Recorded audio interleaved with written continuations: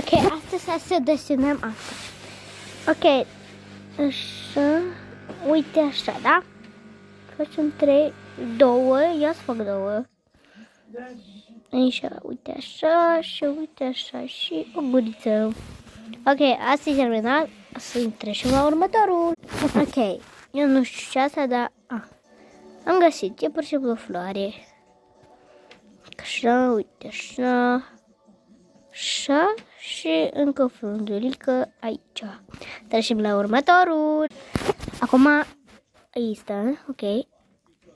Să fac asta, eu nu știu ce trebuie să fac, ok. Trecem la următorul. Acum e cel mai ușor. Vreau să facem ori 2 sau o minioară. Trecem la următorul. Ok, octopusul deja l-am făcut, dar mai facem încă o dată. Nu-i nimic dacă îl fac încă o dată.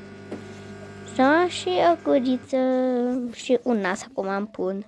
Trecem la următorul. Acum să fac un cărcător. Ups, dupsi, nu știu ce asta, dar să fac un cărcător.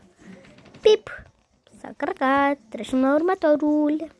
Ok, acum e un ursuleț, picioare, care picior? Picioarele, burtica și ultimele detalii, ochii, nasul și zâmbetul. Trecem la următorul. Am uitat aici. Dacă așa. Acum trecem la următorul. Ok, asta e cel mai greu.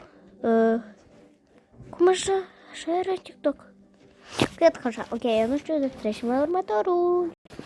Ok, acum e un dinozaur. 2 picioare.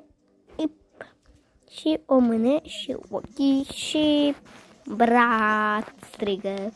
Trecem la următorul.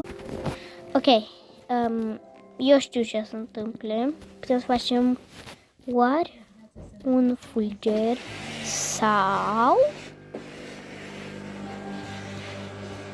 o ploaie. Trecem la următorul. Ok, asta n-am făcut, dar să încerc să facem ceva.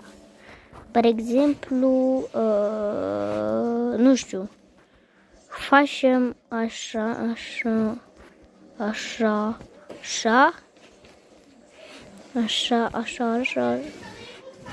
Aici trebuie să fac floare, să o lichesc cu asta floarea și asta e, nu știu ce.